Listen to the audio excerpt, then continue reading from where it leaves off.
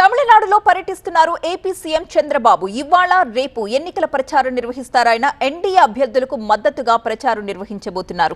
కోయంబత్తూర్, హోసూర్, తళి, ఆవడి, మదురైల్లో ఎన్నికల ప్రచారంలో పాల్గొంటారు చంద్రబాబు. అక్కడి తెలుగువారు, వివిధ సామాజిక వర్గాలకు చెందిన వారితో సమావేశమవుతారు. కోయంబత్తూర్ సమావేశంలో కూడా ఆయన పాల్గొన్నారు. ఆ తర్వాత హోసూర్, తళి వెళతారు. రాత్రికి చెన్నైలో ఉన్న ఆవడిలో జరిగే రోడ్ షోలో పాల్గొంటారు. నేను తమిళ్, ఇంగ్లీష్, కొంతవరకు తెలుగు కూడా మాట్లాడతాను. ఇక్కడ చాలామంది ఫాలో అవుతారు. తమిళనాడు అంటేనే ద్రవిడ సంస్కృతికి మూలం.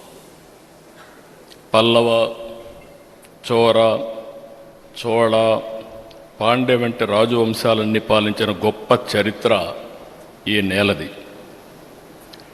ఇక్కడ ఆచారాలు, అలవాట్లు ఎప్పటికీ ప్రత్యేకం. తమిళం అంటేనే అత్యంత ప్రాచీన భాషల్లో ఒకటి. మీ భాషాభిమానం గురించి ప్రపంచం మొత్తానికి తెలుసు. మీ అంతలా తల్లి భాషను ప్రేమించేవారు లేరనడంలో అతిశయోక్తి లేదు. మీరందరికీ ఆదర్శం.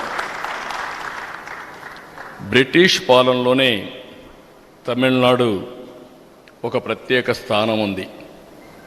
సౌత్ ఇండియా మొత్తం మెడ్రాస్ ప్రెసిడెన్సీ కేంద్రంగా, తర్వాతనే స్వాతంత్రం వచ్చిన తర్వాత మొట్టమొదటిసారి భాషా ప్రయుక్త రాష్ట్రాలకు పొట్టి శ్రీరాములు గారు ఇక్కడి నుంచే నాంది పలికిన విషయం కూడా మనం గుర్తుపెట్టుకోవాలి. అదే మరి ఒకప్పుడు సంపదకు కేంద్రం తమిళనాడు.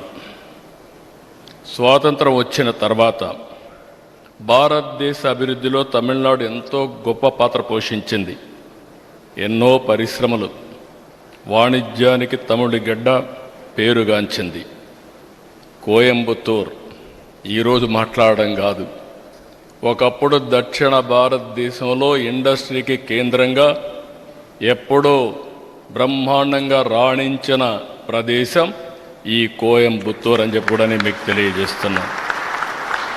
తమిళ ప్రజలంటేనే క్రమశిక్షణ, పట్టుదల, కష్టపడే మనస్తత్వం, తెలివితేటలు. ఇదే తమిళ సోదరుల సక్సెస్ సీక్రెట్. ఏ రంగంలో చూసినా, ఏ దేశంలో చూసినా తమిళనాడు నుంచి తమిళుల యొక్క విజయాలే కనిపిస్తాయి. అత్యంత ప్రాచీన నాగరికతల్లో తమిళనాడు ఒకటి. ఎన్నో సాంస్కృతిక దాడుల్ని, యుద్ధాలను తట్టుకుని నిలిచింది. ఎందరో పుణ్యాత్ములు, ప్రముఖులు తమిళనాడు నుంచే జన్మనిచ్చింది.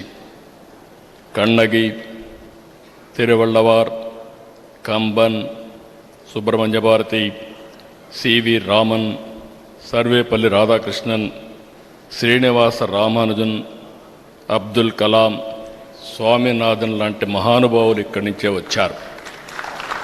నాకు కూడా ఎన్డీఏ గవర్నమెంట్లో అబ్దుల్ కలాం లాంటి దేశభక్తుడిని రాష్ట్రపతి చేసుకోగలిగా ఉంటే, ఆ రోజు నేను కూడా ఒక పాత్ర పోషించగలిగానంటే అది నా అదృష్టంగా భావిస్తున్నా.